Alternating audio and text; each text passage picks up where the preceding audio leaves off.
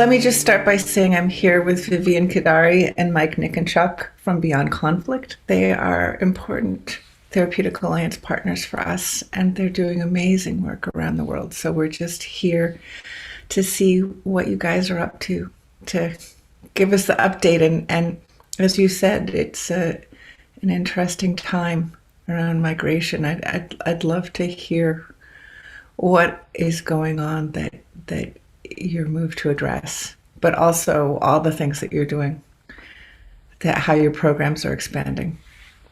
Um, I'll start with a small anecdote that one of our team members, our beloved team members here in Jordan, um, has been a refugee living in Jordan for about 9 years. Uh, And when you start to have a family, have kids, you start to understand your own position as a refugee, I think, a bit differently. Start to think about the ramifications, not on you and your mental health, but what does that mean for when your kids aren't 6 and 8, but when they're 20 and 25?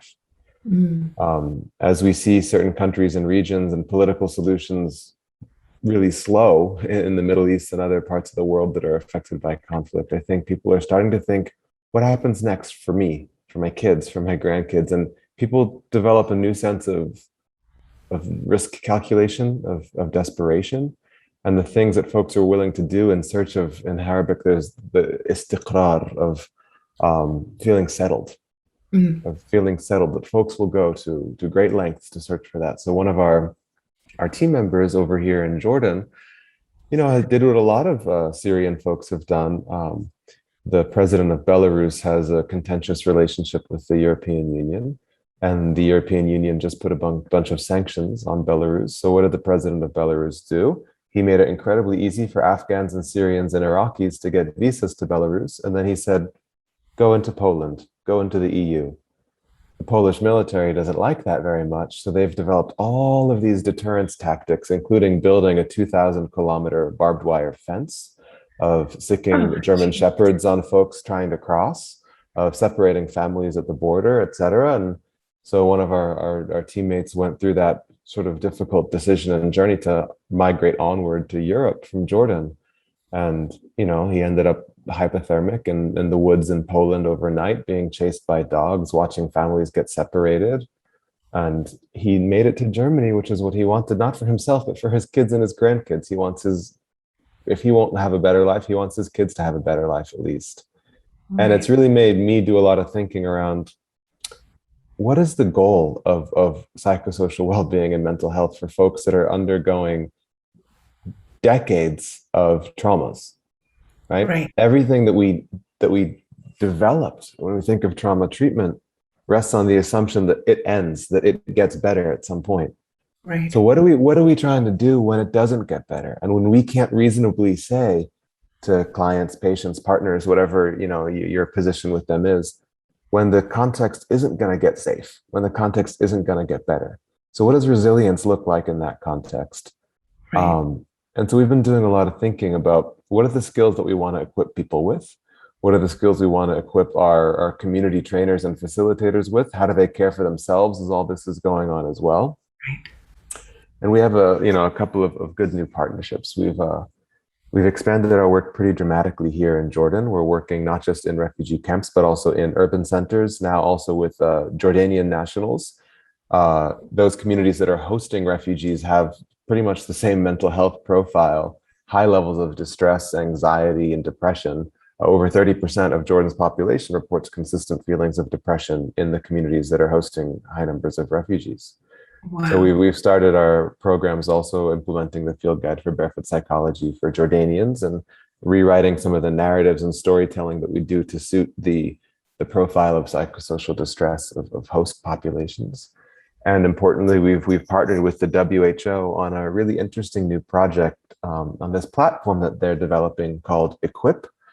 Mm, And the goal, really, it's grounded in the idea of around the world, not just with Beyond Conflict, but with tons of other humanitarian partners, we're seeing a tremendous increase in the use of lay folks and paraprofessionals to deliver psychosocial and community mental health interventions. And excellent. it's a necessity because there's not going to be enough clinically trained staff in the developing world or in humanitarian settings that speak the language, know the context. But on the other hand, there's a massive do no harm risk. Because when you're working with folks that haven't gone through years of schooling, there is a higher risk when you start doing things that gets inside people's heads and their trauma and their past, that you're going to create, harmful situations for folks. You don't want folks to be doing things that they're not qualified to do, but at the same time, we have to fill a tremendous gap in community care. So the WHO is trying to develop a system to unify and standardize sort of minimum standards and basic competencies for paraprofessionals that are delivering mental health and psychosocial support in communities but are not professionals. So trying to unify minimum standards for paraprofessionals in community MHPSS programs. And we're really, excited to be piloting some new competency assessments for our lay folks that are facilitators and rolling that out here in Jordan and soon also in Latin America. That's astonishing. That's huge. It's exciting. Yeah. And Vivian, you're leading our work in Latin America. Yes, we're having some exciting initiatives going on in Latin America, specifically right now in Central America. We partnered with an organization called Glasswing International. And with Glasswing, we have been working on making the first Spanish language adaptation of the field guide intervention that we deployed in Jordan. Wow. Here, we're as Beyond Conflict, we're always interested not just on mental health improvements in a community individual, but also like being able to see how that might impact community cohesion and peace building initiatives. So right now we're just 1 week away from beginning at our first training of potential facilitators for a version of the field guide for El Salvador. Specifically, this version was developed for teachers in El Salvador who have been reporting, like a lot of teachers worldwide, like an increase in their stress load given the pandemic and how that has shifted their role expectations, while also dealing with the context of El Salvador and issues around migration and community violence. So this is just a starting point, but we're looking with this partnership to then expand towards police, healthcare workers, and to hopefully be able to track community level markers of how trauma psychoeducation might be able to help people cope better with their own symptoms and also help them regulate interpersonally. So that's extremely exciting, and it also just lays the groundwork for us to be able to shift towards one of my personal goals, which is to have a field guide version for the Venezuelan migrants spread throughout Latin America. Wow. So hopefully that will be something that will be coming very shortly. And I hear you both talk about these programs. I think there's so many places that need this. I think about all the favelas in Brazil. I think about all the indigenous people in Chile who have eye injuries from their protests. I think all through Latin America, I think there's so many places with so much deep history of colonial trauma that would benefit from this. And then I think of the lack of access to care, even in this wealthy country, the United States. And I wonder how you would think about translating this to be beyond something that serves migrant communities.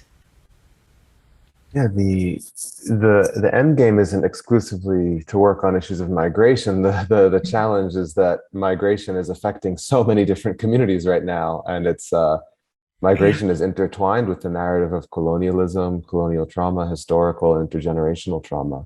Right. The whole project started as we've mentioned before as me sharing some science with some close friends that had been through some serious trauma as Yeah, refugees. yeah, But yeah. the power of their stories being told to others, watching someone know that, oh, I wasn't the only one that went through that, even if it's still Yeah, unspeakable and will forever be unspeakable, it's been captured on paper. And so I'm not alone. And we're right. seeing the demand for those contextualized narratives of seeing a community specific trauma and needs captured and understood, and then learning how my body and brain is responding to that. The demand for that has grown. We've had a lot of requests, also, especially now in the context of Afghanistan, Right, um, right. watching multiple narratives of traumas unfold there. I mean, the abandonment, the West's total abandonment of folks that had been working on our neo-colonial project for 20 years in Afghanistan. You know, hopefully, if you got out in that week, you're good. And now we're just sort of, it's out of the news cycle again. Um, as Vivian mentioned, Venezuela, we're seeing now, Yeah, you know, yeah. folks from Haiti.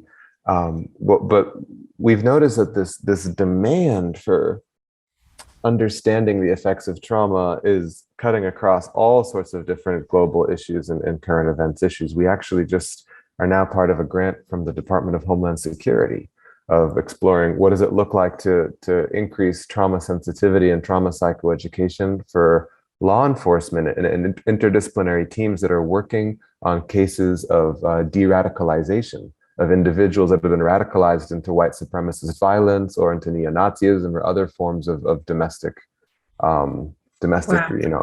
extremism. And once they're being released, there's an increasing consciousness, even in the U.S. security apparatus, that trauma means something here. Even if childhood trauma or toxic stress or certain adversities can contribute to certain decision-making pathways that lead to things like radicalization or gang membership or interpersonal violence. And the data is still relatively limited on that, but there's a growing cognizance that trauma matters for all sorts of negative outcomes in adulthood. And Right. the experience of being a part of violent groups or of a ideologically motivated group can itself be traumatizing. So we're actually expanding quite rapidly also in this notion of what does it mean to do trauma psychoeducation for folks working with extremists and with extremists directly and former extremists. Wow. Wow. So, are you doing all the writing yourself? How do you have a team of people developing this material? How are you doing all this? We've, the initial stories of Syrian refugees in Jordan that formed the core of the first iteration of the Field Guide for Barefoot Psychology. I wrote those with my friends. I asked permission to tell their stories.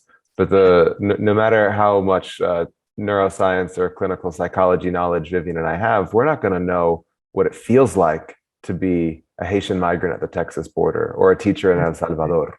Right. So we work with local storytellers and artists in the communities that we have new partnerships in to source new narratives and really teach some of the same lessons Mm. that we've seen and used for folks in Syria and Jordan, but really weaving it through the narrative and lived experience of folks locally. So we've worked, for example, with a Jordanian novelist who grew up in certain really rough parts of East Amman, who knows much more about the experience of honor killings and drugs and gang violence in Jordan than I ever will.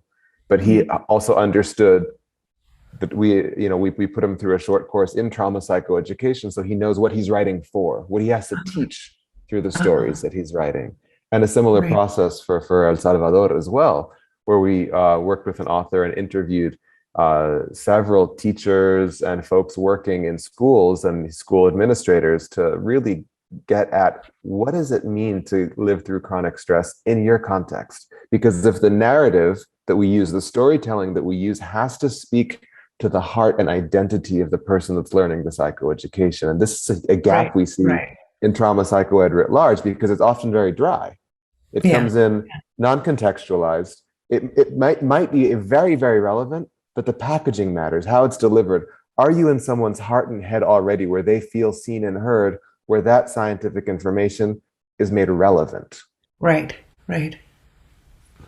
Beautiful. I can't think of many situations that aren't impacted by the social context that the individual is having, but in Western mental health, we seem to put the onus on the individual as if the greater social context isn't part of what needs to be healed.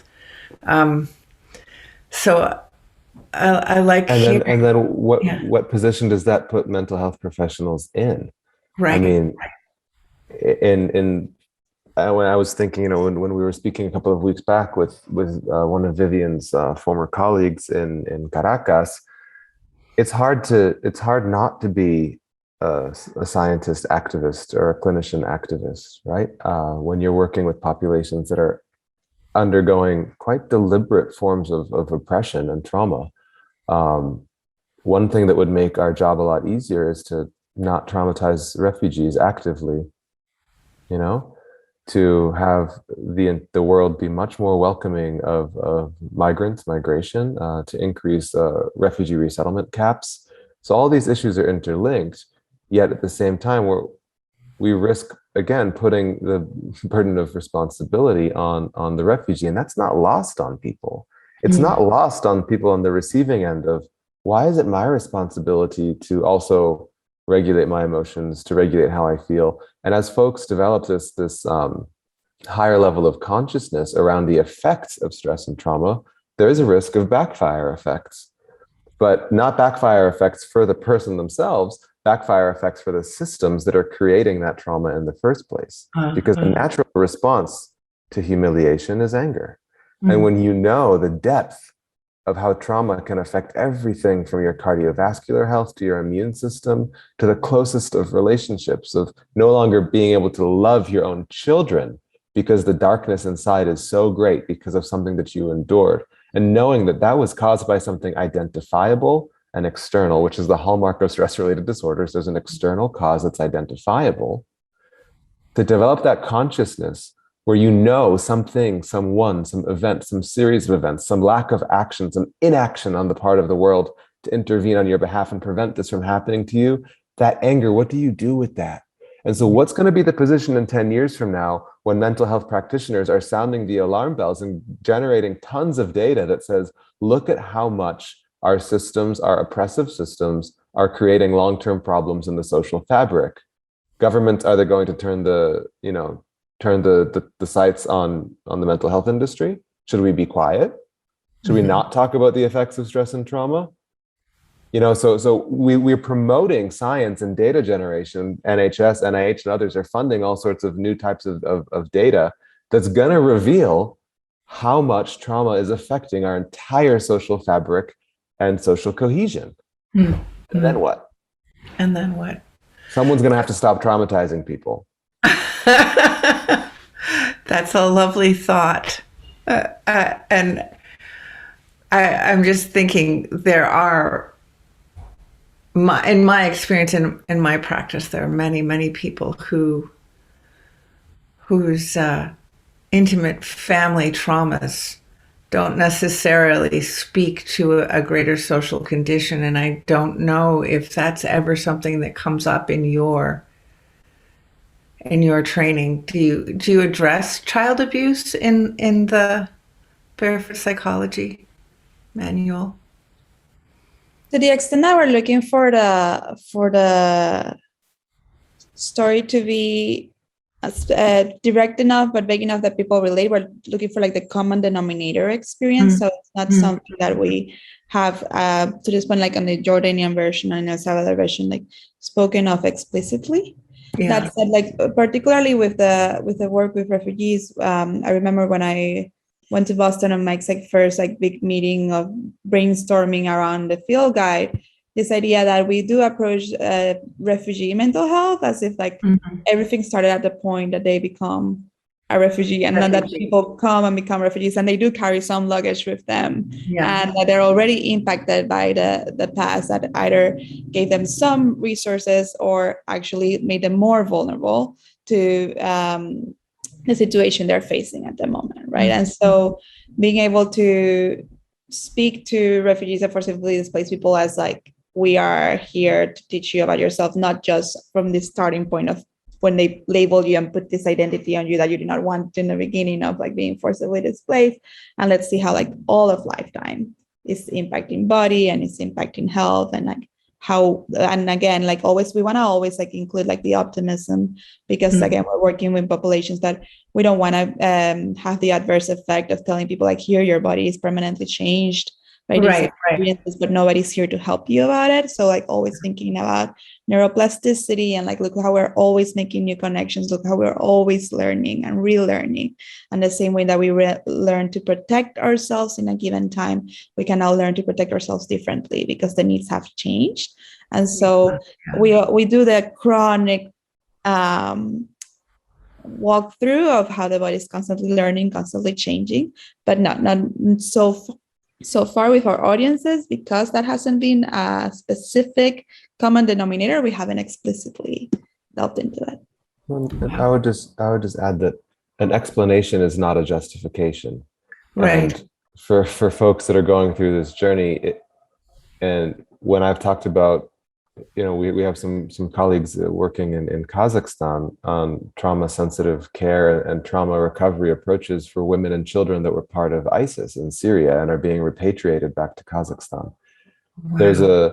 There's a certain look on some people's face of, you're giving therapy to ISIS when innocent poor people around the world can't get therapy, right? So again, this is why it's important, if we understand that the effects of trauma are multifaceted and it's a trunk that has many different branches, there's also a preventative side here of trying to take an approach where actually developing an awareness and promoting psychoeducation so that someone has a better understanding and deeper insight as to why I have made the choices I have made is actually an incredibly powerful preventive tool, because someone carries that with them as they move forward. Of not saying, and I've seen it before my eyes, folks that are former fighters that we have in some of our groups here in Jordan, taking a moment before they do something and thinking, is this me? Or is this some sort of automatic adaptive response? And I've seen folks' parenting styles change pretty dramatically as a result, because explaining why I am the way that I am is different than justifying it, because with knowledge comes responsibility. And so it actually, to move someone from that space of not knowing to knowing is also moving someone from a point of no agency to agency. And with that sense of agency comes not only, if you know that neuroplasticity is real, if you believe in the basic information about how trauma has affected you, you also have to believe in the basic information about how recovery works. And therefore you can behave differently moving forward. And that's really the core lesson there. It's about conferring agency and responsibility by simply teaching science. And I would just say on that note that, as the issue of trauma is, we often treat it as its own sort of unique field of science, and there's so much research, but the reality is neuroscience has a lot to say about it. We've spent decades in social neuroscience understanding, issues like dehumanization, empathy, basic social cognition. And there's a pretty strong consensus among social neuroscientists, which is my background, that your brain is doing one thing constantly, trying to help you navigate the world to keep you alive. And it will stop at nothing. If that means dehumanizing people, if that means not engaging in empathy, if that means promoting a sense of tremendous in-group parochialism and love at the expense of out-groups, of creating biases, racism, all of these things are features of a threatened brain. It doesn't mean that we leave it there, but it means that, again, an explanation is not a justification. And trauma is no different, that it is a misguided attempt of a brain trying to keep you alive. Mm-hmm. Wow. All right. So I just want to thank you again for your time. Is there anything else that you would like to share in closing? I think we're so talkative. We always want to share more. Tricky question to ask us. I would just say that I think there's a new urgency for folks working in trauma recovery, especially in social work and clinical spaces, to really think about how do we work better with folks that are involved in peace building and human rights and poverty alleviation and conflict resolution. Because as Vivian mentioned, everything that we see in PTSD, we're seeing it magnified in our communities. We're seeing lack of trust, we're seeing hypervigilance, we're seeing misattributions of intent. we're seeing avoidance of certain key issues and lack of action, empathy gaps, everything that we're seeing at individual levels, we can extrapolate that to look at the meta level in our societies. And I think Vivian and I's working relationship has been incredibly turbulent and fascinating as a clinical psychologist and a neuroscientist, right? Um, and those worlds need to learn how to play better together, because there's some synergistic potential there that is really powerful. Yeah, I can see that. I thank you so much for your time. It's been wonderful. And I look forward to seeing you at the conference. But I Oh, think that this is a good feature of our Beyond Conflict Therapeutic Alliance partners. So thank you so much for being here today. thank you for having us. Marina.